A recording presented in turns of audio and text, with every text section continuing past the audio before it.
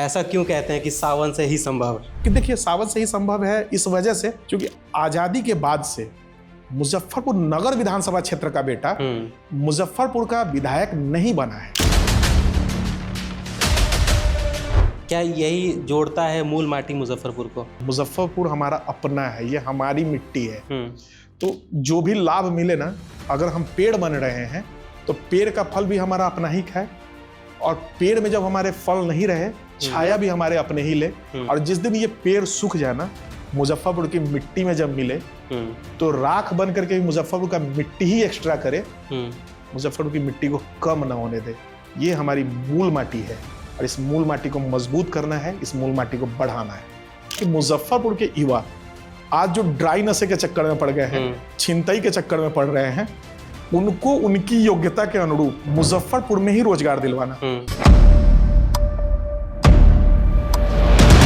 सबसे पहला जो काम होगा जिससे आप भी त्रस्त हैं, जनता भी त्रस्त है, वो पहला काम कौन सा होगा जिस पे आपका नजर जाएगा कि इसको मुझे सॉल्व करना है? सबसे पहले मुजफ्फरपुर शहर का जो भी नाला है ना जी, सबको कटवा के जीरो लेवल पे ले जाना, सबका सील्ड तोड़वाना, सबको साफ करवाना। हमारी माँ बहन जो बरसात में घुटने तक कपड़ा उठा करके चलती है, और चूंकि हम लोग भारतीय हैं और भारत में माँ बहनों को ज्यादा सम्मान मिलता है, मातृ को हम हमेशा शक्ति बोलते हैं, उनको घुटने तक कपड़ा ना उठाना पड़े, इसकी लड़ाई है मेरी।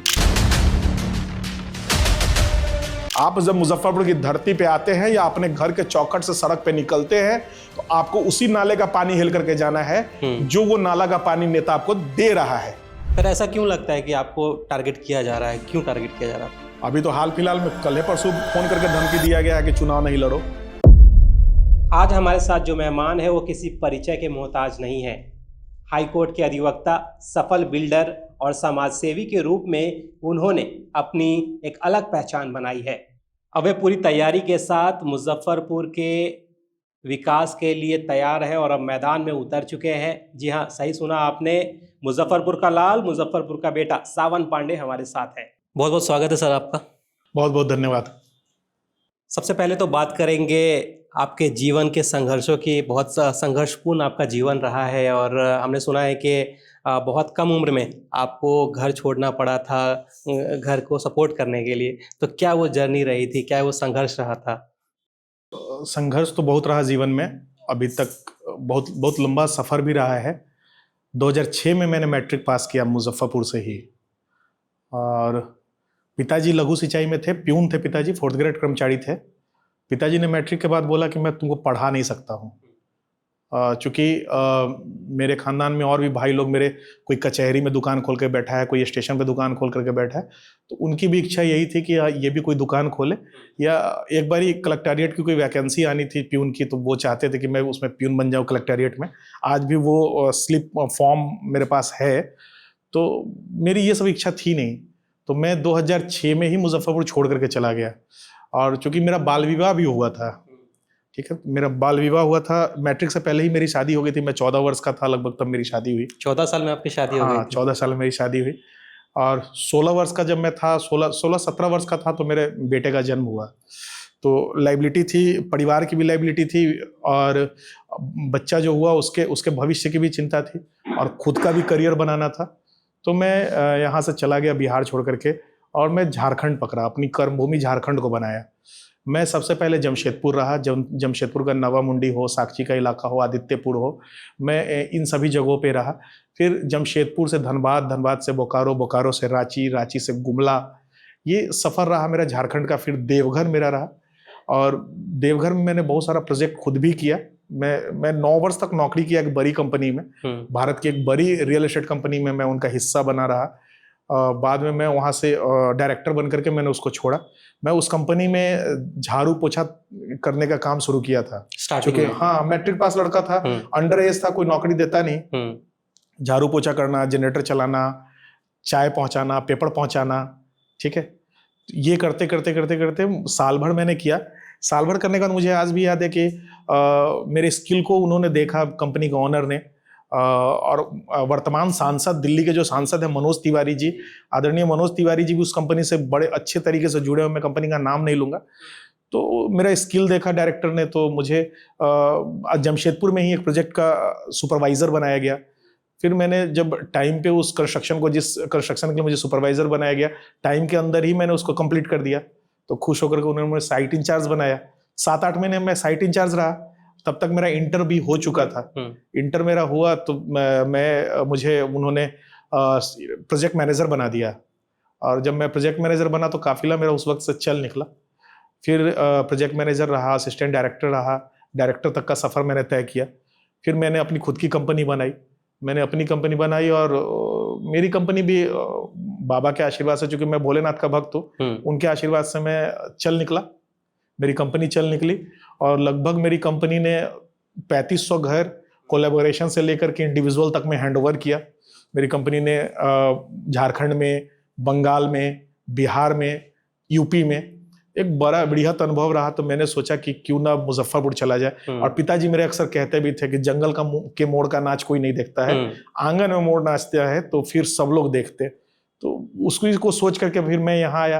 क्योंकि मेरा education real estate and construction management ही था, MBA है मेरा उससे, और मेरा फिर LLB है। तो मैंने देखा कि क्यों ना मुजफ्फरपुर ही चला जाए, इकलौता बेटा, और पिताजी बीमार रहते हैं। फिर मैं मुजफ्फरपुर आया, मुजफ्फरपुर काम करना शुरू किया। लेकिन मुजफ्फरपुर का हालात जब मैं देखता हूँ तो बड़ा खिन्न महसूस करता हूँ। फिसड्डी देखता हूँ मुजफ्फरपुर को। मैं बगल के दरभंगा में देखता हूँ, दरभंगा के नगर विधायक को देखता हूँ जो आज मिनिस्टर हो चुके हैं।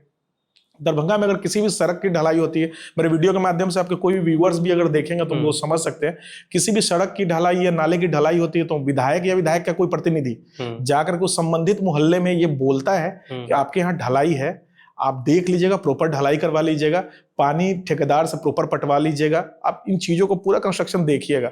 और लोग जागरूक होकर के देखते भी हैं। लेकिन हमारे नगर विधायक को तो फुर्सत ही नहीं है। और मैं 35-40 वर्षों से देख रहा हूं कि मुजफ्फरपुर उसी ढर्रे से चला आ रहा है। यहाँ तो रातों रात रोड बन जाते हैं, रातों रात रोड भी बनता है। सुबह उठ के देखो तो यहाँ पे रोड बना हुआ है। हाँ, बना हुआ है, और रोड भी बनता है, और फिर उस रोड को काटा भी जाता है। क्यों भाई? तो इसमें केबल बिछाना छूट गया है। फिर केबल बिछ गया, उसका रिपेयर हो गया, अब फिर देख रहा हूं परसों को उसको काटा जा रहा है। क्यों भाई? तो नाला का ना पाइप निकालना छूट गया है। करने के बाद ख्याल आता है कि ये रह गया करना। अच्छा, 8वां अजूबा है मुजफ्फरपुर डेवलपमेंट के मामले में, नाले के मामले में। मुजफ्फरपुर का एक भी नाला आपको 0 लेवल पे, सिविल इंजीनियर अगर मुझे कोई सुन रहे होंगे तो वो बताएंगे, एक भी नाला मुजफ्फरपुर का 0 लेवल पे नहीं बना हुआ है। सब घर के फाउंडेशन से ऊपर में नाला है। अरे घर का फाउंडेशन नीचे और नाला ऊपर, तो फिर पानी कैसे चढ़ेगा? सही बात है। नाले के लिए तो कुछ नेता ये भी कहते हैं कि मुजफ्फरपुर ही गड्ढे में बसा हुआ है। ऐसा क्यों कहते हैं? नेताजी को जानकारी नहीं है। मैं अक्सर कहता हूं कि मुजफ्फरपुर के लगभग नेता जो अपने आप को मुजफ्फरपुर का प्रतिनिधि मान के बैठे हैं, उनके लिए काला अक्षर भैंस बराबर है। पैसा सूद ब्याज पे लगाना, शोरूम पे शोरूम खोलना, किसी प्लॉटिंग में घुस जाना, वहां कुछ पैसा लगा देना, किसी को कुछ हार्म कर देना, गंदी गालियां देना, कैरेक्टर वाइज भी वही कहानी। तो ये कर क्या सकते हैं? ये कुछ कर नहीं सकते। नगर के विकास के काम को छोड़कर बाकी सब कुछ कर रहे हो। बाकी सब कुछ कर रहे हैं। अगर मुजफ्फरपुर ठीक है, उनके हिसाब से अगर मुजफ्फरपुर गड्ढे में बसा हुआ है, तो मैं 40 वर्ष पहले के मुजफ्फरपुर में चला जाता हूँ। 40 वर्ष पुराना मुजफ्फरपुर देखता हूँ। कटी पुल से छाता चौक का इलाका, और छाता चौक से आप चक्कर चौक तक के इलाके में आप, हम लोग 40 वर्ष के नहीं हुए, लेकिन अपने सीनियर से, अपने बुजुर्गों से, अपने पिताजी से, दादाजी से, इनसे जानकारी ले सकते हैं हम लोग कि मुजफ्फरपुर में सड़क के किनारे लालटेन जलता था, लैंप जलता था, और उसमें बाजाब्ता तेल डालने के लिए स्टाफ रखा गया हुआ था। मुजफ्फरपुर के दोनों साइड, सड़कों के साइड गुलमोहर का ज्यादातर और इमली का पेड़ लगा हुआ था। आज उसी इमली के, इसमें आप एक पहचान के लिए, आज भी बेला के पास इमली चौक है। तो मुजफ्फरपुर में लीची की तो खेती होती ही है। मुजफ्फरपुर का अपना पहचान है कि इमली को लेकर के भी था। लेकिन वो सारे पेड़ काटे गए, नया पेड़ नहीं लगाया गया, उन पेड़ों को बेचा गया, कालाबाजारी किया गया उन पेड़ों का, उसकी स्मगलिंग हुई इन लोगों के द्वारा। फिर न सड़क चौड़ी हुई, न वो पेड़ आया, और न शहर का डेवलपमेंट हुआ। मैं फिर 40 वर्ष पहले की जाकर की बात करूं तो मुजफ्फरपुर शहर के पॉश एरिया में कहीं कोई पानी नहीं लगता था। पानी अगर लगता भी था तो वो बरसात का पानी था। आज तो नाला जाम रहता है। नाले का पानी मतलब हमारे आपके घर का, उनके घर का जो पानी बह रहा है, वेस्टेज पानी, वही पानी सड़क पे जाकर के बाढ़ का रूप ले रहा है। जिसका एक उदाहरण आप देखना चाहेंगे तो गोबर सही चौक से आप लदौड़ा की ओर जब बढ़ेंगे, वो मझौली खेतल पंचायत है, मझौली खेतल पंचायत और भगवानपुर पंचायत, दोनों पंचायत और दोनों ही नगर विधानसभा क्षेत्र के अंतर्गत है। और पंचायती राज मंत्री जी का घर भी वहां पे है। और उधर से सारे अधिकारी, प्रदेश के बड़े लीडर्स, केंद्र के बड़े लीडर सारे गुजरते हैं, लेकिन सबको नाले का पानी हेल करके जाना है। वहां के दुकानदारों की स्थिति यह है कि उनकी दुकानदारी मर रही है। दुकानदार अपने दुकान के आगे या घर वाले लोग अपने घर के आगे मिट्टी का टीला बना करके जीवन व्यतीत कर रहे हैं। ऐसा महसूस हो रहा है कि किसी बाढ़ग्रस्त क्षेत्र में औराई कटरा का जैसा डूबा हुआ इलाका है, वैसे कोई मुजफ्फरपुर में ये सब डूबा हुआ इलाका है, जबकि हमारा मुजफ्फरपुर ऐसा नहीं था। आपको मैं एक और जानकारी दे दूं, मुजफ्फरपुर फर्दो नाला की बात आप जब भी सुनते होंगे, और हमेशा नगर निगम कहता है कि फर्दो नाला की उड़ाही करवा रहे हैं, फर्दो नाला से सारे नाला को जोड़ रहे हैं, तो ये बड़ा हास्यास्पद लगता है। क्योंकि फर्दो नाला जब बना था, फर्दो नाला मुगल काल में बना, ये मेरे पास रिटर्न जानकारी है। फर्दो नाला मुगल काल में बना, और जब जगन्नाथ मिश्रा जी यहाँ के मुख्यमंत्री थे, तब जगन्नाथ मिश्रा जी और जब स्वर्गीय रघुनाथ पांडे जी नगर विधायक थे, उनके सहयोग से, उनके दूरदर्शिता से उस नाले की पेटी को चौड़ा और गहरा करवाया गया। उस वक्त की आबादी के हिसाब से आज की आबादी ज्यादा है, तो ना आप चौड़ा करवा रहे हैं साहब, ना आप गहरा करवा रहे हैं। आप दलील देते हैं कि उसके किनारे घर बन गया। मैं नहीं कहता हूं कि घरों को आप तोड़िए, लेकिन पेटी को गहरा तो करवाइए, सारे पेटी का गाद तो निकलवाइए, उसको जीरो लेवल पर लेकर के तो आइए। आपका एक मुख्य नाला आपका यहाँ भी है छाता चौक पे, छाता चौक के मुख्य नाले की स्थिति जब आप देखेंगे तो सिर पे हाथ रख लेंगे। आप जब BMP 6 वाले नाले के पास भी जाएंगे, वही स्थिति है, सारा नाला जाम पड़ा हुआ है, तो शहर में तो पानी लगेगा ही। फिर आपको ये प्रॉपर देखना होगा, क्योंकि ठीक है, हम मानते हैं कि विधायक जी या पूर्व विधायक जी के पास सिविल की जानकारी नहीं थी, हम मानते हैं किसी की नहीं होती है जानकारी, लेकिन आपको सिविल इंजीनियर बाजाप्ता दिया गया है। अगर नहीं दिया गया तो आप हायर कीजिए ना, उसका पैसा आपको अपने जेब से नहीं लगाना है, सही बात, वो गवर्नमेंट देगी आपको। तो आप करते नहीं है, बाकी का दुनिया का जो भी फालतू काम है आप उसमें लगे रहते हैं। इसका टांग खींचना, उसको फंसाना, उसको केस में फंसा देना, ये बर्बाद करना, वो आबाद करना, बस इसी में लगे रहते हैं। अगर ये सोचकर किया जाए कि हाँ आगे इसका किस तरीके से ये चलेगा, क्योंकि लंबे समय तक एक अगर विकास का कार्य हो रहा है तो उसको लंबे समय तक देखा जाता है। हाँ। अगर उस तरीके से अगर उसको देखा जाए तो ही वो आगे तक चल पाएगा, वरना तो वो इसी तरीके से जो स्थिति बनी रहती है। एक अगर बारिश एक दिन हो गई, क्योंकि गर्मी इतनी होती है, तो हम लोग भी सोचते हैं कि काश बारिश हो जाए, और इस डर से नहीं चाहते कि बारिश हो जाए कि फिर अगर बारिश हो गई तो बाहर निकल नहीं पाएंगे। हाँ, देखिए, किसी भी कंस्ट्रक्शन की ढलाई, नाले की या सड़क की अगर होती है ना, तो उसका विजुअलाइजेशन जो होता है वो 15 से 20 वर्ष का लेकर के किया जाता है। यहाँ तो रोज नाला ढल रहा है, रोज सड़क ढल रहा है, रोज लोग परेशान हो रहे हैं, रोज नाला टूट रहा है, नाला पानी से बह जा रहा है। मुजफ्फरपुर का मैं कई वार्डों का नाम बता सकता हूं, कितना वीडियो फुटेज मेरे पास है, जिस तरीके से नालों की ढलाई हुई है, सड़क की क्वालिटी जिस तरीके से थी, कंक्रीट की क्वालिटी जिस तरीके की थी, वो क्या नाला टिकेगा? पानी का फोर्स आता है, निकल जाता है। अभी आप कल परसों में जो बारिश हुई, मुजफ्फरपुर का मैक्सिमम वार्ड डूब चुका था। आप कहते हैं आप निगम पे फेंकते हैं, निगम आप पे फेंकता है। अब ये समझ में नहीं आता कि नगर विधायक को फिर 1 से 49 जो वार्ड है, फिर उसके जनता के वोट की क्या आवश्यकता है, जब विधायक कुछ नहीं कर सकते हैं। अगर निगम कहता है कि सिर्फ विधायक जी करेंगे, तो फिर नगर निगम क्यों काम कर रहा है मुजफ्फरपुर में? नगर निगम को ध्वस्त करना चाहिए। तुरंत राज्य की सरकार को यह संज्ञान में लेना चाहिए और मुजफ्फरपुर नगर निगम को तुरंत बैन करके सरकार अपने हाथ में सब चीजों को ले और मुजफ्फरपुर नगर निगम को खुद से देखना और चलाना शुरू करे। और यहाँ के जो नगर निगम के बड़े लीडर अपने आप को मान रहे हैं, उनको बाजाप्ता बुला करके पटना में ज्ञान भवन में ट्रेनिंग दे, उनको एक क्लास उनको मिले अच्छे से, ताकि वो सीख करके वहां से आए अच्छे बच्चे की तरह, फिर यहाँ काम कर पाए। लंबे समय तक नगर विधायक विजेंद्र चौधरी जी भी रहे हैं और सुरेश शर्मा जी भी रहे हैं, लेकिन जब बात आती है, इलेक्शन होते हैं, तो लोग इन्हीं को चुनते हैं। क्या इनके पास विकल्प नहीं है या फिर मजबूरी है कि नहीं यही ठीक है? देखिए, अभी तक जनता के पास विकल्प नहीं दिया गया है। मुजफ्फरपुर की जनता इनमें से किसी को भी वोट देकर के हमेशा ठगा महसूस करती है। जब ईवीएम पे बटन दबाने जाती है तो ये कहती है कि चलो ठीक है, उनका जो भी चॉइस हो, चौधरी जी हो या आदरणीय शर्मा जी हो, उससे कोई फर्क नहीं पड़ता है। वो कहते हैं कि अब कोई ऑप्शन ही नहीं है, तो इन्हीं दोनों में से हमारे जो पसंद है उनको चुनते हैं। फिर नापसंद में भी जो थोड़ा ज्यादा पसंद किए गए, वो यहाँ के विधायक बन जाते हैं। सिक्के के, एक ही सिक्के के दो पहलू हैं, हेड या टेल, चुनना उसी में से है।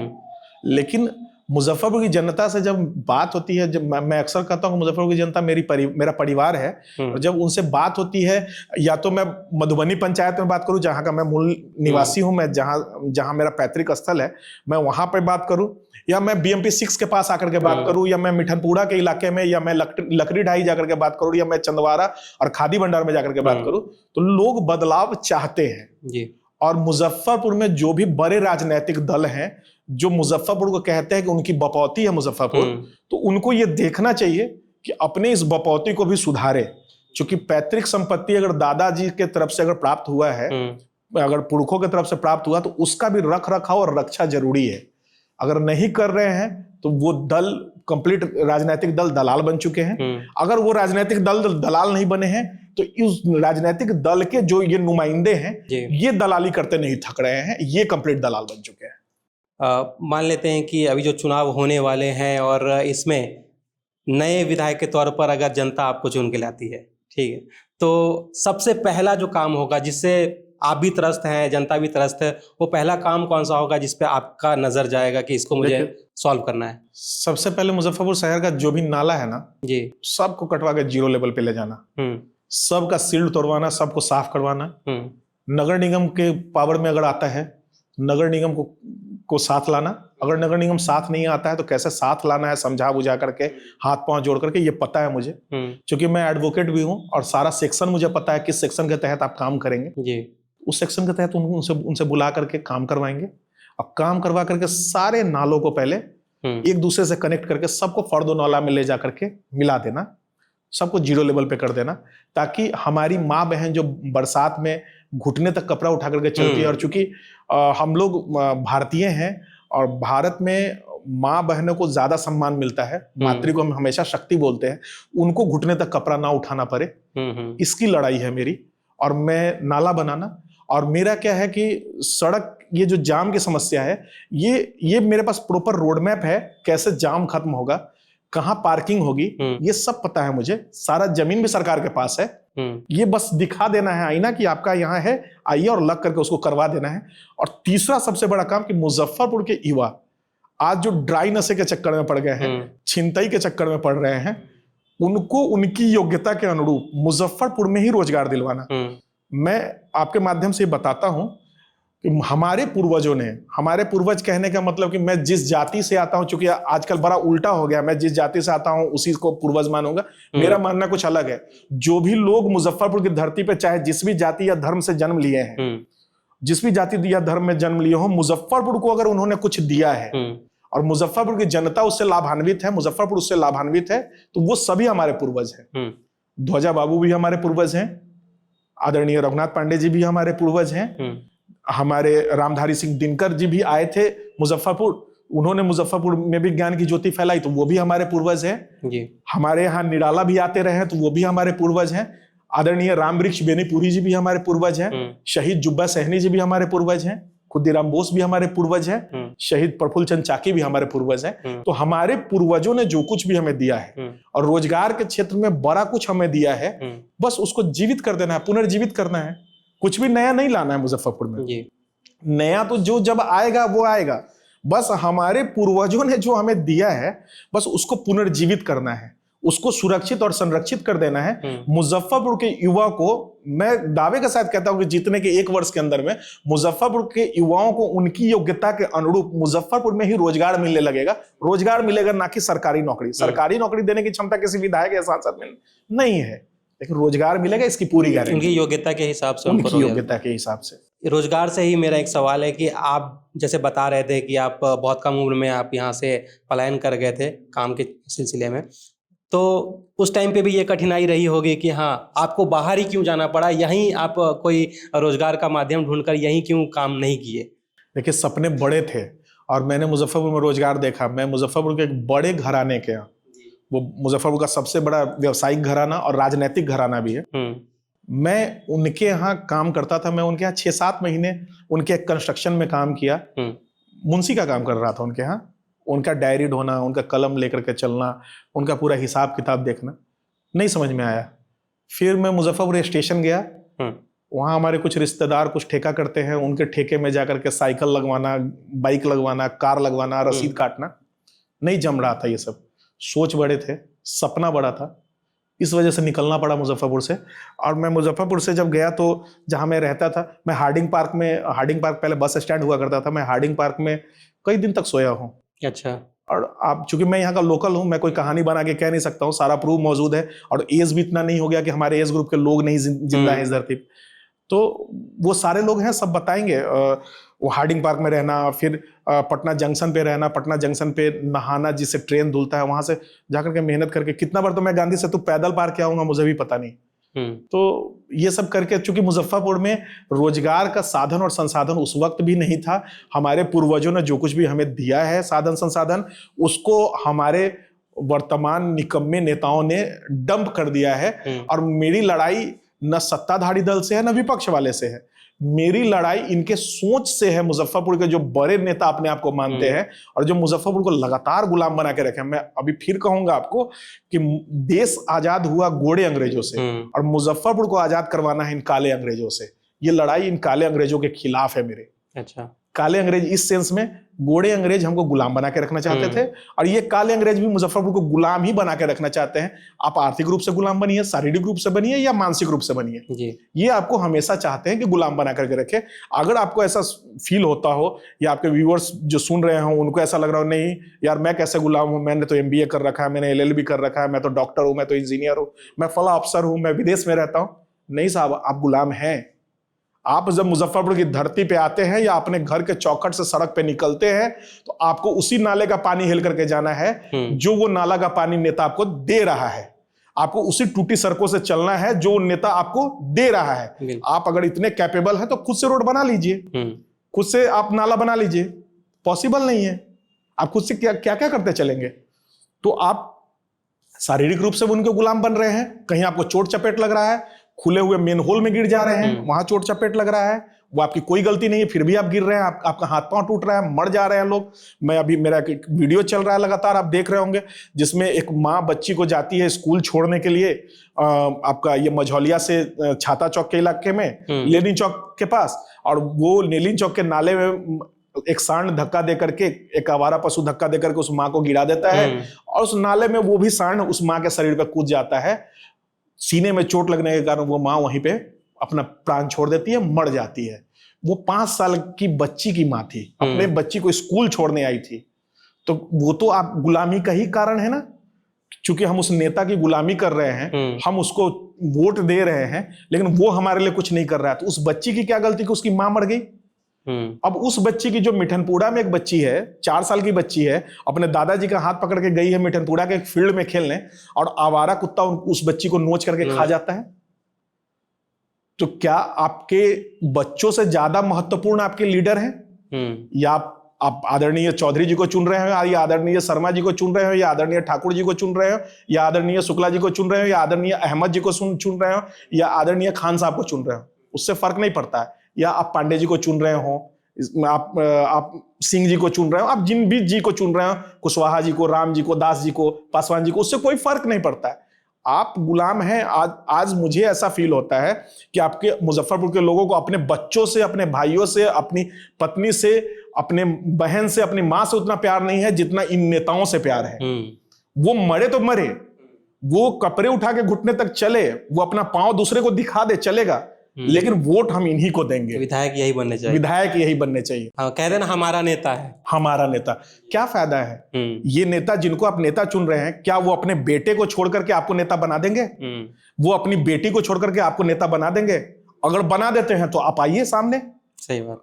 लेकिन मैं दावे के साथ कहता हूं कि अगर उनकी दावेदारी उम्र के कारण छंटती है, तो वो अपने निकम्मे भकलोल बच्चों को ही ला करके लीडर बनाएंगे। ये लिख के रख लीजिए। तो आपसे अच्छे तो वो लीडर हैं। आप अपने परिवार का सोच रहे हैं, अपने परिवार का सोच रहे हैं, अपने भकलोल बच्चों को चाह रहे हैं कि वेल सेटल्ड कर दे, लेकिन आप अपने परिवार का, अपने बच्चों का नहीं सोच रहे हैं। तो मैं तो ये कहता हूं कि या तो आप महामूर्ख हैं, या तो आप मूर्ख बनने की कोशिश कर रहे हैं, या तो आप देखना नहीं चाह रहे हैं, आंखों पे पर्दा पड़ा हुआ है, आपको ये गुलामी पसंद है, नहीं तो आपके पास ऑप्शन नहीं है, आप चुन नहीं पा रहे हैं। ऐसा कई बार हुआ है, ये हमें भी देखने को मिला है कि कुत्ते जो है बच्चों पर अटैक कर देते हैं या किसी पे भी अटैक कर देते हैं, और उनकी बहुत बुरी तरीके से मृत्यु हो जाती है। और बृजवासी जी जो है एमएलसी, उन्होंने भी ये प्रश्न जो है कि सदन में उठाया था। हालांकि उनका बहुत मजाक बना, लेकिन ये गंभीर विषय है, इस पर आप क्या कहेंगे?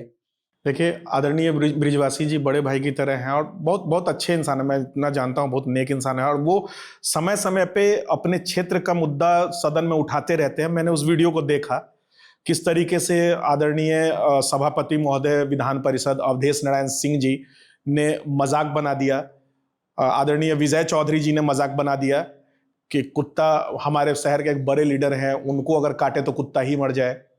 ठीक है, ये विषय मजाक की नहीं थी, ये विषय गंभीरता से सुनने की थी। और कुत्ता ठीक है, उनके घर में जो भी लोग मजाक उड़ाए हैं, उनके घर में टॉमी होगा, उनके घर में सिल्की के नाम से होगा, हाँ, उनके घर में और कुछ नाम वो प्यार से रखे होंगे, बेटा और भाई कह के बुलाते होंगे। लेकिन कुत्ते ऐसे भी हैं जो बच्चों को नोच के खा जाते हैं। आपका मिठनपुरा का ही एक घटना है, और ये तो मैंने आपको शेयर कर दिया। हमारे मधुबनी पंचायत का भी एक घटना है।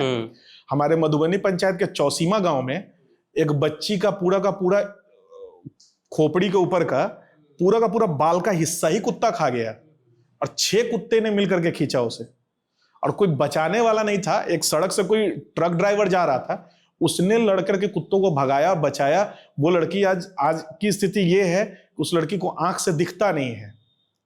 तो क्या आदरणीय विधान परिषद अध्यक्ष महोदय, सभापति महोदय आकर के उस बच्ची को आंख दे सकते हैं? अगर मजाक बना रहे हैं तो आदरणीय श्री विजय चौधरी जी उस बच्ची को आंख दे सकते हैं, उस बच्ची का नया जीवन लौटा सकते हैं। तो ये तो देखना होगा, और ये देखना होगा क्योंकि नगर विधायक का काम जाकर के सिर्फ सोफा पे खत्म नहीं हो जाता है।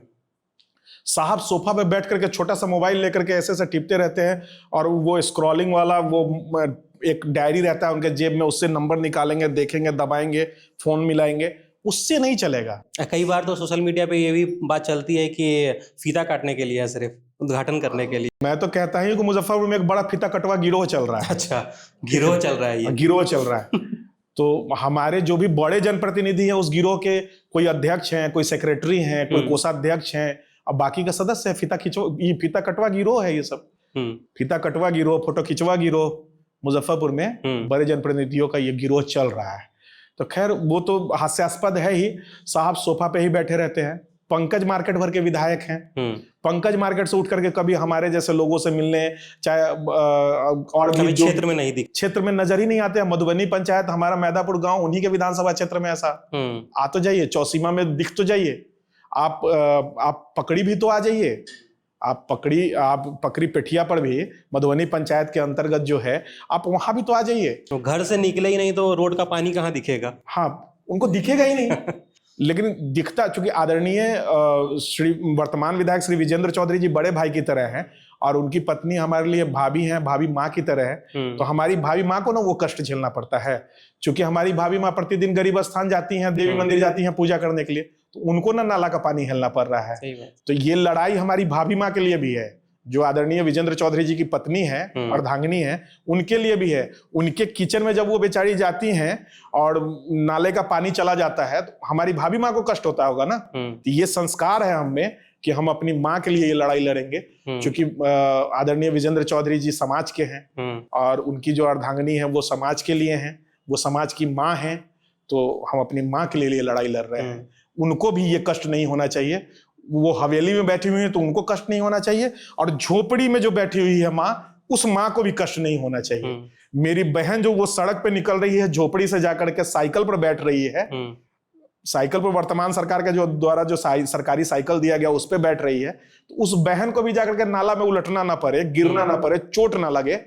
हम लड़ाई उस बहन के लिए भी लड़ रहे हैं। हम लड़ाई उस बहन के लिए भी लड़ रहे हैं जो आदरणीय विजेंद्र चौधरी जी की बेटी है, उस बहन के लिए भी, उस बेटी के लिए भी लड़ रहे हैं, जो कार से जाती है और जाम में फंस जाती है।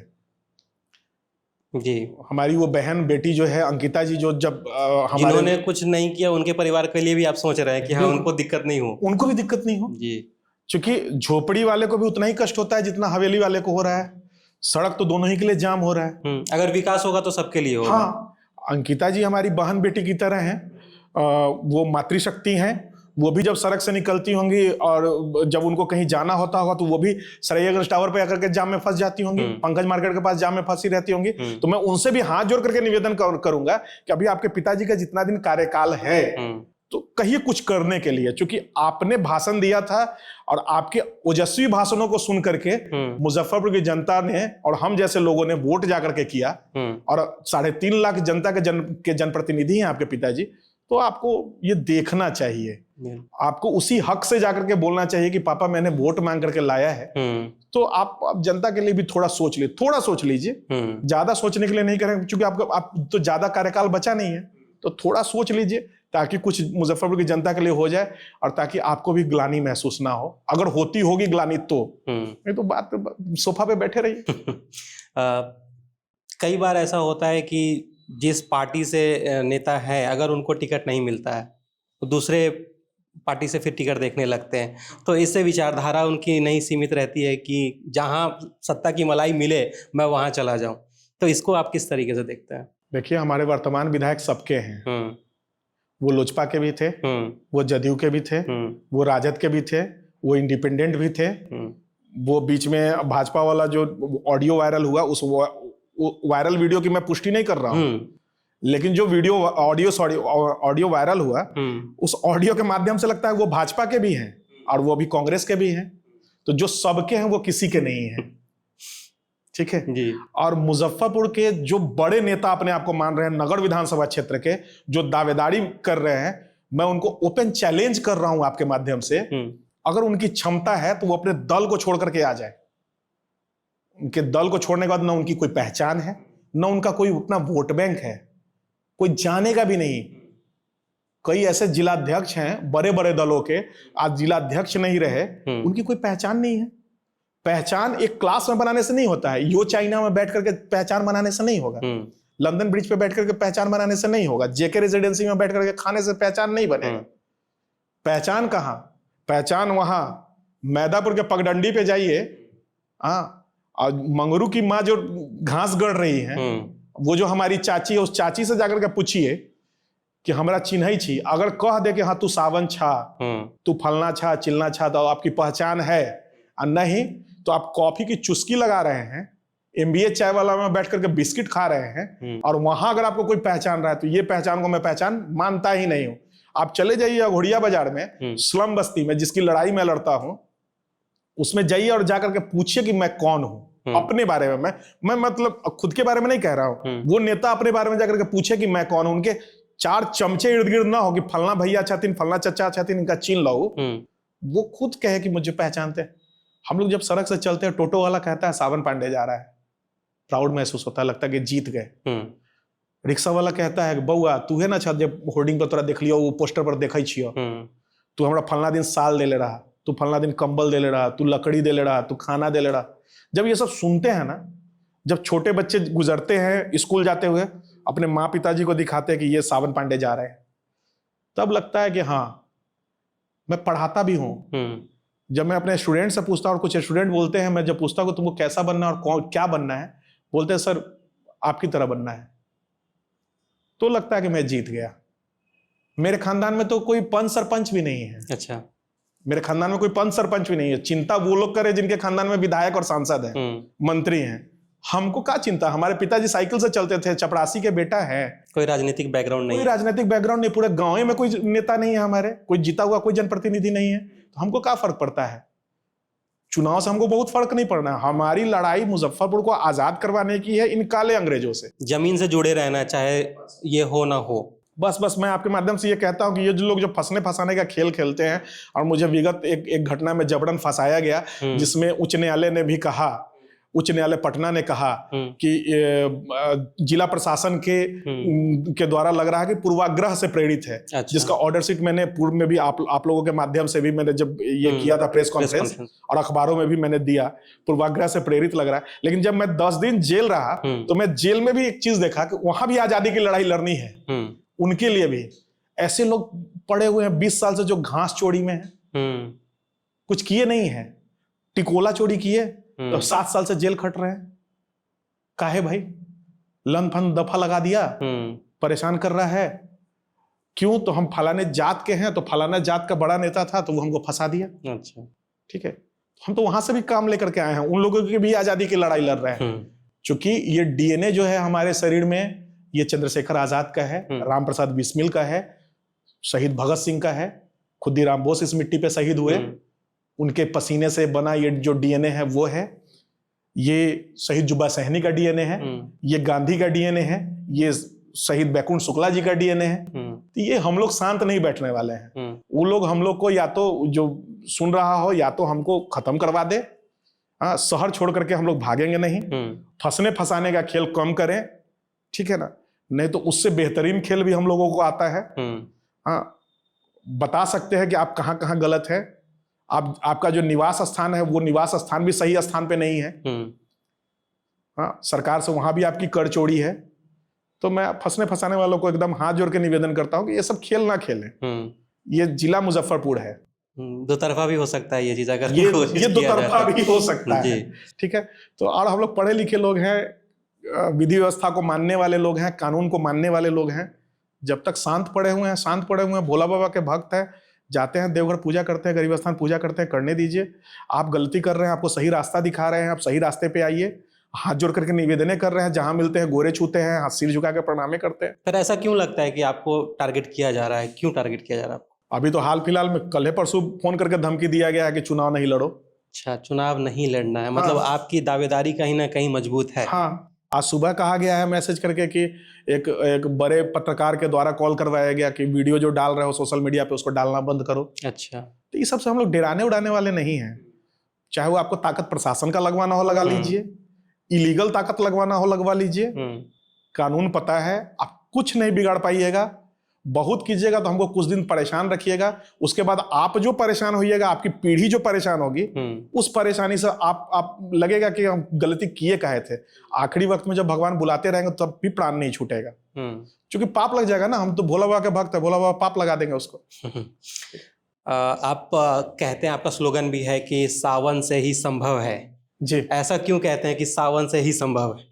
देखिए, सावन से ही संभव है, ये स्लोगन का बड़ा अच्छा मतलब स्टोरी है। मैं बताता हूँ। 13 जनवरी को मेरा बर्थडे होता है और इस बर्थडे में मिठनपुरा के वृद्धाश्रम गया था, क्योंकि मैं हर साल कहीं गरीब बच्चों में जाता हूँ, रिक्शा ठेला वालों में जाता हूँ। इस बार वृद्धाश्रम गया उनके साथ खुशी बांटने। तो जब मैं खाना खिला रहा था एक बुजुर्ग को, अब वो रहे नहीं, नारायण दास जी अब नहीं रहे दुनिया में, जब मैं उनको खाना खिला रहा था तो वो हमको बोले, वो राजस्थान के रहने वाले थे और वो बड़े लंबे समय से वृद्धाश्रम में रह रहे थे। अभी विगत उनका देहांत हुआ है। वो बोले कि बेटा, हम रहे नहीं रहे दुनिया में, 90 वर्ष के हो चुके हैं, लेकिन हम एक चीज कहते हैं कि मुजफ्फरपुर का विकास सावन से ही संभव है। ये स्लोगन दिए और मीडिया बंधु भी लोग थे वहां पे, मीडिया बंधु रिकॉर्ड भी किए हुए, वो हम लोगों ने सोशल मीडिया पे डाला, वो लोग भी डाले, शेयर भी किए। उसी दिन ये स्लोगन बन गया, सावन से ही संभव है। अच्छा, ये आपका नहीं, किसी और का दिया हुआ? हाँ, एक बुजुर्ग का वो आशीर्वाद स्वरूप दे करके गए। तो ये सावन से ही संभव है, उसी दिन ये तय हुआ, हमारी टीम ने तय किया और डाल दिया। क्योंकि देखिए, सावन से ही संभव है इस वजह से, क्योंकि आजादी के बाद से मुजफ्फरपुर नगर विधानसभा क्षेत्र का बेटा मुजफ्फरपुर का विधायक नहीं बना है। अच्छा, ठीक है, नहीं बना है। और 35-40 वर्षों से मुजफ्फरपुर ऐसे गुलाम पड़ा हुआ है जैसे लग रहा है क्या कि अंग्रेज मार करके उस तरीके से रखे हुए हैं। एनी टाइम डर लगा हुआ है, कब कहाँ क्या हो जाए, कौन सी घटना हो जाए, परिवार में कौन सा कॉल जाए। मुजफ्फरपुर उस तरीके का ग्राफ भी बहुत बड़ा है इस। हाँ। अच्छा, ये शहर बाबा गरीबनाथ का है, ये शहर भोलेनाथ का है और नाम सावन है। तो सावन तो भोलेनाथ को ऐसे ही प्यारा है। तो ये नगरी बाबा की है और बाबा यहाँ के महाराजा धीराज है। और महाराजा धीराज को यह तय करना है कि उनका नौकर कौन होगा। नौकर मतलब कि नौकर वो जो विधायक होगा वही ना बाबा का नौकर होगा। मूल नौकर कौन बनेगा? तो अभी तक जो भी नौकर अपॉइंट हुए, वो तो नौकर अपॉइंट हुए वो अपने आप को महाराजा धीराज समझने लगे। लेकिन ये धरती उस महाराजा धीराज की है जिसको बाबा गरीबनाथ कहते हैं। और बाबा गरीबनाथ को सावन बहुत प्यारा है, सावन में जल चढ़ता है, इस वजह से भी सावन से ही संभव है। क्या यही जोड़ता है मूल माटी मुजफ्फरपुर को? जी, यही जोड़ता है मूल माटी मुजफ्फरपुर को। लोग कहते हैं सावन का मूल माटी मुजफ्फरपुर ये है कि बाहरी को भगाओ। अरे बाहरी को काहे भगाएंगे भाई? हमारा आधा खानदान तो वैशाली जिला में है, हमारा आधा खानदान दरभंगा और समस्तीपुर जिला में बसा हुआ है, सीतामढ़ी में है। हम काहे कहेंगे कि दूसरे जिला का लोग भागिए? हमारा ये कहना है कि आप अपने अपने शहर की नुमाइंदगी कीजिए, आप अपने पंचायत की नुमाइंदगी कीजिए। क्यों नहीं आप दूसरे पंचायत से जाकर के, जब तक आप वहां के वोटर लिस्ट में नहीं आते हैं, जब तक आप वहां की कमियों को नहीं जानते हैं, कैसे आप वहां के मुखिया बन पाइएगा? वैसे ही विधायक बनने के लिए हम मुजफ्फरपुर के परिसीमन को जानेंगे ना। मुजफ्फरपुर की पगडंडी कहाँ है, हमारा कौन चचा है, कौन मामा है, कौन भैया है, कौन फूफा है, इस चीज की जानकारी होनी चाहिए ना। अभी तक क्या हो रहा है कि मुजफ्फरपुर में जो भी 35-40 सालों से जीत रहे हैं, वो 4 चमचे से घिरे रहते हैं। और वो जो 4 चमचा होता है, वोट लेते वक्त में वो नेताजी को कहेगा कि बेटा छतुनी, भाई छतुनी, चचा छतुनी, फूफा छतुनी, मामा छतुनी का वोट दो। और जब वोट दे दिया जाएगा तो वोट देने के बाद होता क्या है कि जैसे ही पहुंचिएगा उनके आवास पे, तो खैनी मोलता रहेगा की काम हो तो विधायक जी से मिले के जा विधायक जी फुर्सत में ना हो तो। अगर खैनी मलता हुआ नहीं मिला तो गेट के बाहर टंगा रहेगा, कुत्तों से सावधान। कुत्तों से सावधान। अब ये समझ में नहीं आता है, जनता जो वोट दी है ठगा महसूस तब करती है, अरे वोट नेता को दिए थे कि कुत्ता को दिए थे, समझ में नहीं आ रहा है। हाँ, वोट नेता को दिए कि कुत्ता को दिए, समझ में नहीं आता है। तो एक तो 4 चमचे से घिरे रहते हैं, आप पावरफुल पद पे बैठे हुए हैं, एक दरोगा आपकी बात को नहीं सुन रहा है, एक कर्मचारी आपकी बात को नहीं सुन रहा है। जनता आपसे क्या काम करवाने जा रही है? अरे जनता आपसे यही ना काम करवाएगी कि दारू के हमर पति पीले रहथिन ताड़ी, हाँ धल ले दारू में, इसका पैरवी। आप सत्यता की जांच करवा लीजिए, आपके पास बहुत सारा चीज है, करवा लीजिए। आप संबंधित अधिकारी से पूछ लीजिए। संबंधित अधिकारी को इतना ही कहना है, हमारी बेटी सड़क से जा रही थी, उसके साथ छेड़छाड़ हुआ, संबंधित अधिकारी को यही कहना है कि देख लीजिए आइंदा ये नहीं होना चाहिए, वो लड़की मेरी बहन मेरी बेटी है, ये कह जरूरी है, ये जरूरी है।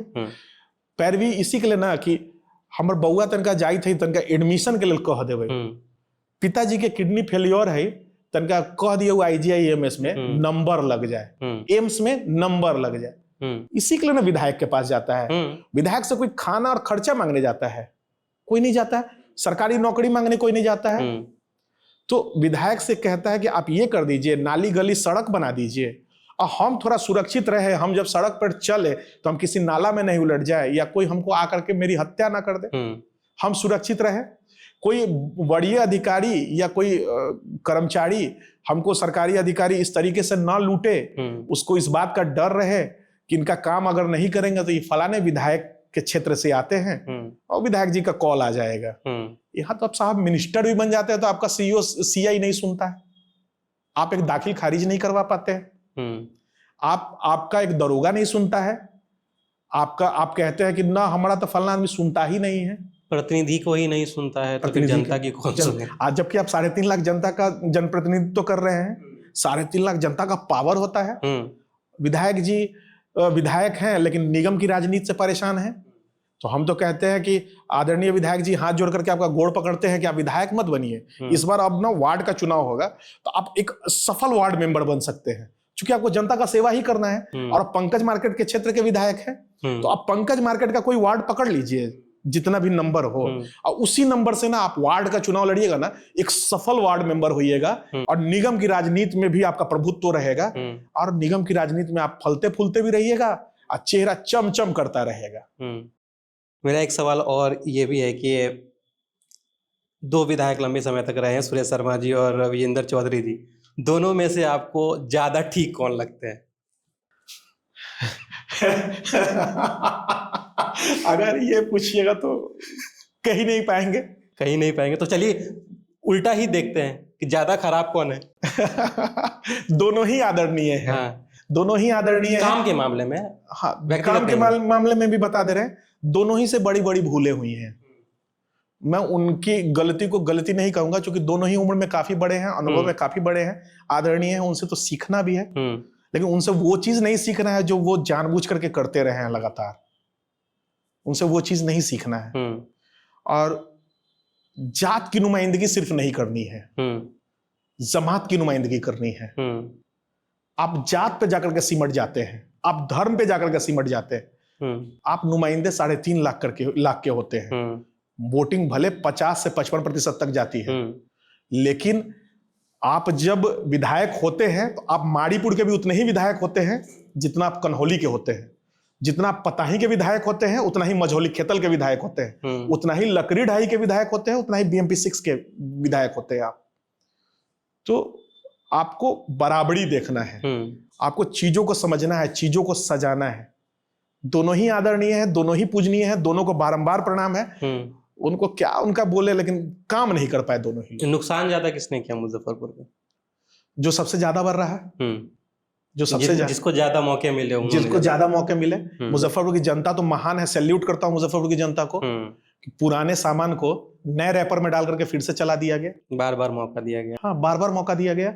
आप बासी सामान कह लीजिए या एक्सपायरी दवा कह लीजिए, मुजफ्फरपुर देखिए बीमार है और एक्सपायरी दवा मुजफ्फरपुर में चल रहा है। तो बीमार अगर आप हैं साहब, एक्सपायरी दवा खाने से बेहतर है कि एक नया दवा जो इजाद हुआ है ना, मैं खुल के कहता हूं कि नया दवा सावन पांडे के रूप में अगर इजाद आपको दिखता है तो आप सावन पांडे नाम की दवा खाइए, नया दवा खाइए ना, एक मौका देके देख लीजिए। हाँ, एक मौका देके देखिए, अगर नहीं होता है फिर कहिएगा। और मैं ये भी नहीं कहूंगा कि जीतने के साथ साले भर में अगर मैं काम नहीं किया तो मैं छोड़ के चला जाऊंगा, ये सब मूर्खों वाली बात नहीं। लड़ेंगे, भिड़ेंगे, करेंगे और जीतेंगे। आपको झारखंड में आपने बहुत समय बिताया है और वहां भी आपको मौका दिया गया था कि आप यहाँ से लड़िए, आपने मना कर दिया था, ऐसा क्यों? तो आप लोगों को भी जानकारी है, जेएमएम में मेरा बड़ा अच्छा संबंध है। आदरणीय कल्पना सोरेन जी बड़ी बहन माँ की तरह हैं, भाभी हैं, उनको मैं भाभी कहता भी हूँ। तो उनके तरफ से भी ऑफर था, जेएमएम के बड़े नेताओं के द्वारा ऑफर था। मुझे ऑफर भी किया गया कि आप झड़िया आ जाइए, सारठ आ जाइए, आप देवघर का कोई भी विधानसभा एक पकड़ सकते हैं, या आप धनबाद का कोई भी विधानसभा ले लीजिए, बोकारो के क्षेत्र में आ जाइए। लेकिन मैंने हाथ जोड़ के मना किया, क्योंकि मेरे पिताजी अक्सर कहते थे कि जंगल के मोड़ का नाच कोई नहीं देखता है। मैं आपको जानकारी दे दूं कि मुजफ्फरपुर से जो बाइडेन के गवर्नमेंट में मुजफ्फरपुर से गवर्नर भी रहे हैं, हमारे भगवानपुर पंचायत के थे, लेकिन उनको बहुत लिमिटेड लोग जानते हैं। सावन पांडे टाइप का कुछ लोग जान रहा है, लेकिन वही गवर्नर अगर वो भारत के किसी भी प्रदेश के होते तो लोग जानता। तो मैं विधायक अगर जेएमएम से जाकर के बन जाता झारखंड में, या मैं टीएमसी से जाकर के अगर आसनसोल में विधायक बन जाऊं, तो लोग कुछ लिमिटेड आपके हमारे जैसे लोग कहेंगे कि हाँ, सावन पांडे भी एक तो यहाँ का है, हाँ, लेकिन लोगों का काम नहीं हो पाएगा। और हमारे अपनों का काम होना चाहिए। मुजफ्फरपुर हमारा अपना है, ये हमारी मिट्टी है। तो जो भी लाभ मिले ना, अगर हम पेड़ बन रहे हैं तो पेड़ का फल भी हमारा अपना ही खाए, और पेड़ में जब हमारे फल नहीं रहे, छाया भी हमारे अपने ही ले। और जिस दिन ये पेड़ सूख जाए ना, मुजफ्फरपुर की मिट्टी में जब मिले, तो राख बन करके मुजफ्फरपुर का मिट्टी ही एक्स्ट्रा करे, मुजफ्फरपुर की मिट्टी को कम ना होने दे। ये हमारी मूल माटी है, और इस मूल माटी को मजबूत करना है, इस मूल माटी को बढ़ाना है। मुजफ्फरपुर के विकास की बात आप डेटा पे करते हैं, और इन सब चीजों की जानकारी आप कहाँ से लाते हैं? आरटीआई करवाते हैं। आप वकील भी हैं? वकील भी हैं, ऑनलाइन भी बने रहते हैं, प्रधानमंत्री जी का भी सहयोग लेते हैं, उनका भी वेबसाइट है, उसके माध्यम से भी सहयोग लेते हैं। आरटीआई भी मेरा मुख्य हथियार है, और लगभग बड़े सरकारी कार्यालयों में हमारे चाहने वाले लोग हैं जो मेरी बेबाकी से खुश होते हैं।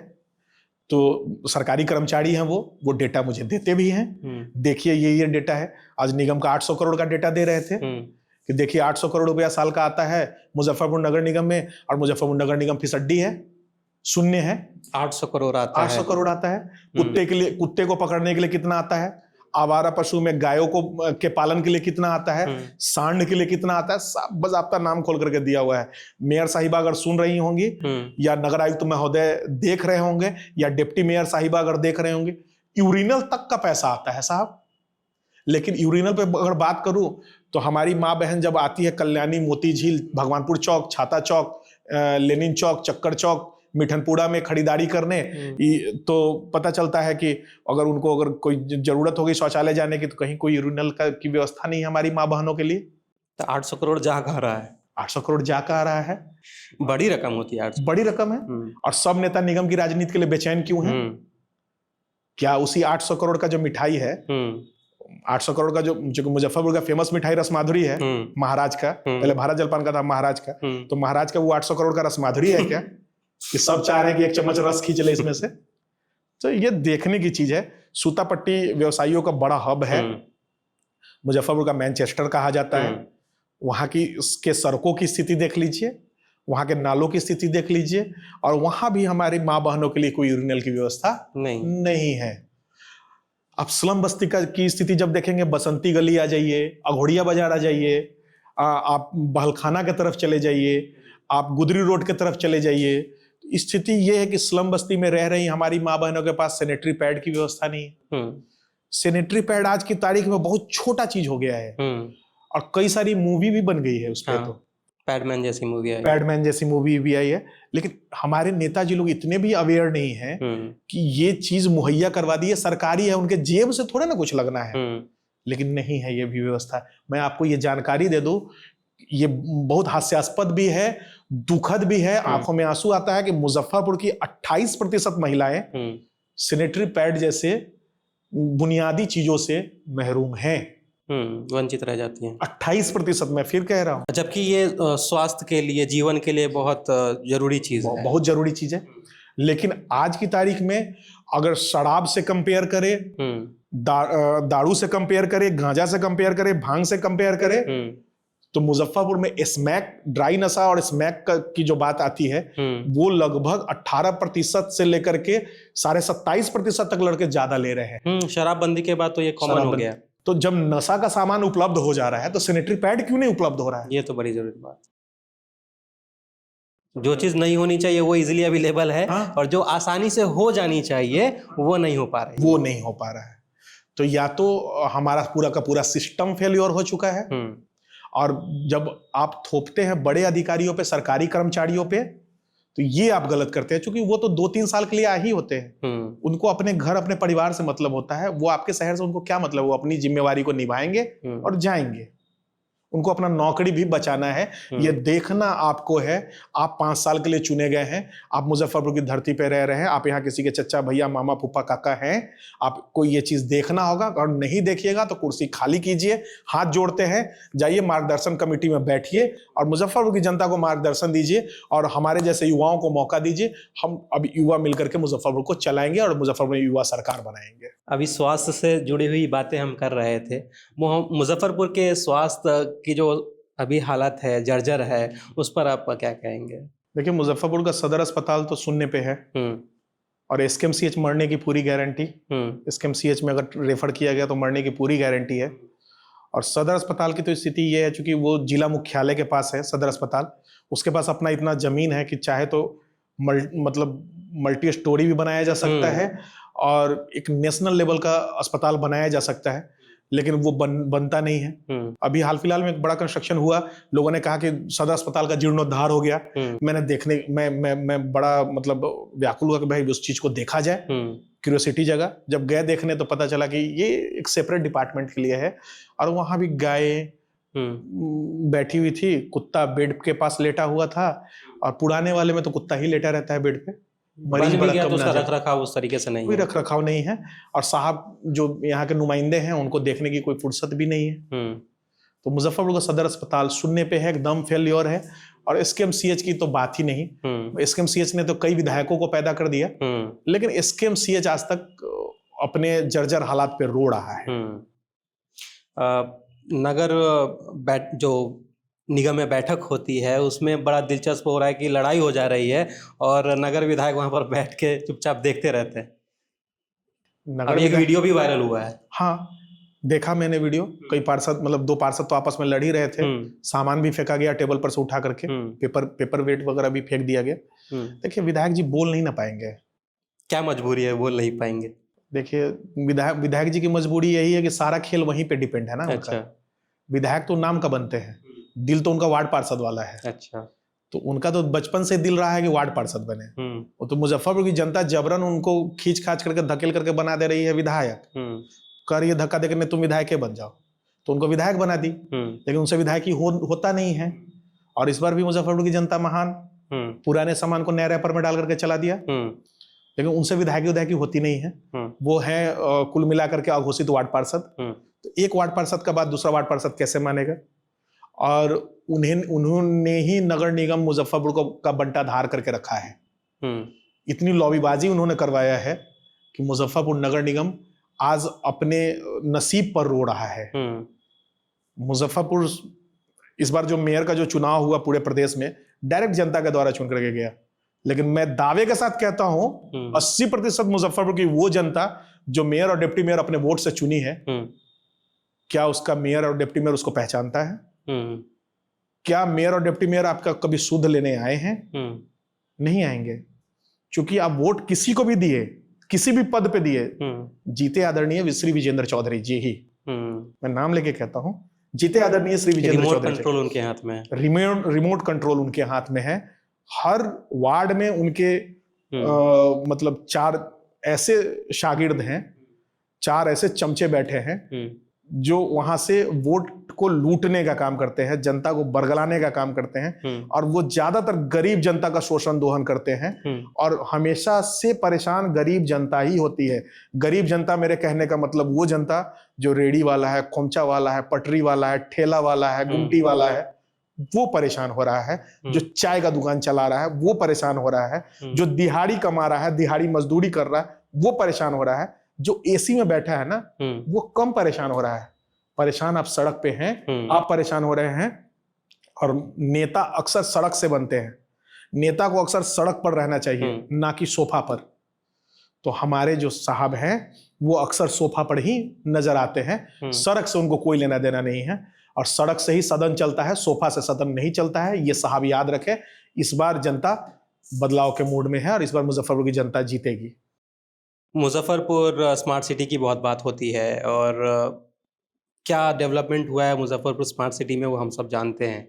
साथ में कई बार पताही हवाई अड्डे की भी बात होती है। लोगों के मन में होता है कि कब यहाँ हमें वो उड़ता हुआ हवाई जहाज दिखे, लेकिन वो भी अभी तक वैसा कुछ हुआ नहीं। आप उसमें कुछ अपना इन्वॉल्वमेंट भी दिए थे, तो उस पर भी बताइए कि क्या कुछ। देखिए, मुजफ्फरपुर का स्मार्ट सिटी तो फेल्योर है। 7-8 साल का हो गया मुजफ्फरपुर का स्मार्ट सिटी, और 7-8 साल का बच्चा ना अपने गांव जवार टोला मोहल्ला का नाम बताने लगता है, दादा परदादा तक का नाम बताता है। ठीक है ना, 1 क्लास 2 क्लास तक चला गया रहता है। लेकिन मुजफ्फरपुर का स्मार्ट सिटी तो डेगा डेगी चलता हुआ भी नजर नहीं आ रहा है। और रहा, चूंकि हवाई अड्डा हमारे गांव के बगल में है, पताही हवाई अड्डा एकदम पड़ोस में है, तो पताही हवाई अड्डा राजनीति का शिकार है। मुजफ्फरपुर के गंदे राजनेताओं के गंदे मंसूबे का शिकार है मुजफ्फरपुर का पताही एयरपोर्ट। पताही एयरपोर्ट में किसी भी एक्स्ट्रा लैंड की आवश्यकता नहीं है। ये कह करके अपना चेहरा चमकाया जाता है कि तुम्हारा घर तोड़ दिया जाएगा, तोहर घर तोड़ दिया जाता, तू बिना घर के रहबे, तोहर जोत के जमीन उठा लेतो। ऐसा कुछ नहीं। जितना उसके बाउंड्री में जमीन है, मैंने नागरिक उड्डयन मंत्री से मैं जब मिला और मेरी 3 मीटिंग हुई, और प्रधान सचिव भी विभाग के बैठे थे, तो जब मैंने पीपीपी मोड पे एक डेवलपमेंट का प्लान उनको दिया, वो देख करके बहुत खुश हुए। और हमारे साथ आंध्र प्रदेश की एक कंपनी थी, और हम लोग दोनों ही बैठे थे साथ में, और सामने केंद्रीय नागरिक उड्डयन मंत्री बैठे थे, और उनके विभाग के प्रधान सचिव महोदय भी बैठे थे। तो हम लोगों ने जब उसको देखा, और सफदरजंग एयरपोर्ट के भी बड़े अधिकारी वहां पे बैठे थे, तो हम लोगों ने जब उसको देखा और समझाया, जब जितना लैंड मुजफ्फरपुर पताही एयरपोर्ट का है, उतने ही लैंड में एयरपोर्ट शुरू हो सकता है। एयरपोर्ट का नाम कुछ अलग देना है। एयरपोर्ट तो चालू नहीं होगा, ये तय रखे लोग, क्योंकि दरभंगा भी एयरपोर्ट हो गया, पटना भी एयरपोर्ट हो गया, पूर्णिया भी एयरपोर्ट हो रहा है। तो ये इतना सीक्वेंस में एयरपोर्ट नहीं होता है, कम डिस्टेंस में नहीं। हाँ, मुजफ्फरपुर की जनता को मूर्ख बनाया जा रहा है। पताही एयरपोर्ट को मैं अक्सर मांग करता हूं, और मेरे पास पूरा का पूरा प्रोजेक्ट प्लान बन करके रेडी है। उसको फ्लाइंग क्लब यानी कि एविएशन क्लब बना दे। फ्लाइंग क्लब बन जाएगा, एविएशन क्लब बन जाएगा, तो नेपाल तक के बच्चे मुजफ्फरपुर में आकर के ग्राउंड स्टाफ से लेकर के पायलट तक की, एयर होस्टेस के साथ पायलट तक की ट्रेनिंग लेंगे, और रोजगार का जनरेशन होगा। क्योंकि बच्चे आएंगे तो हॉस्टल में रहेंगे, हॉस्टल के बाहर भी रहेंगे, तो इर्द गिर्द का इलाका भी चमक जाएगा। और रेस्टोरेंट वगैरह, चूंकि क्लब रहेगा, फ्लाइंग क्लब रहेगा, रेस्टोरेंट वगैरह भी चलेगा। तो मुजफ्फरपुर में जो आज परिवार के साथ जाकर के कहीं समय बिताने का कोई जगह नहीं बचा है, कोई पब्लिक प्लेस नहीं बचा है, तो वो एक ऐसा पब्लिक प्लेस हो जाएगा जहां जाकर के आप समय बिता सकते हैं। तो बच्चे वहां आकर के ट्रेनिंग भी लेंगे, एक सस्ता ट्रेनिंग भी हो जाएगा। मुजफ्फरपुर भारत के मानचित्र पर एविएशन के हब के रूप में दिखना शुरू हो जाएगा। वो हो जाएगा, वहां पे रोजगार हो जाएगा, दुकानें खुल जाएंगी, दुकानों से रोजगार। और 4 लिमिटेड सिटीज के लिए मैं जानकारी दे दूं, सफदरजंग एयरपोर्ट भी फ्लाइंग क्लब में है, वहां भी फ्लाइंग क्लब है। तो मैं ये जानकारी दे दूं कि 4 बड़े शहरों के लिए, मेट्रो सिटीज के लिए मुजफ्फरपुर से उड़ान भरने का मैंने प्रपोजल दिया था और नागरिक उड्डयन मंत्री ने कहा था कि मैं इस पे विचार करूंगा, ये बड़ा मजबूत प्लान है, इसको देख करके इसको किया जा सकता है। मैंने मांग किया था दिल्ली का, मैंने मांग किया कोलकाता का, मैंने मांग किया मुंबई का और मैंने मांग किया बैंगलोर का। ये 4 बड़े शहरों में हम अगर चले जाते हैं, वहां से फिर कहीं कनेक्टिंग फ्लाइट लेकर के चले जाएंगे। तो मैंने इन 4 मेट्रो सिटीज का मांग किया और मैंने कहा कि साहब हमको 5-6 आप यहाँ पे ये फ्लाइंग एम्बुलेंस दे दीजिए, एयर एम्बुलेंस की व्यवस्था दे दीजिए।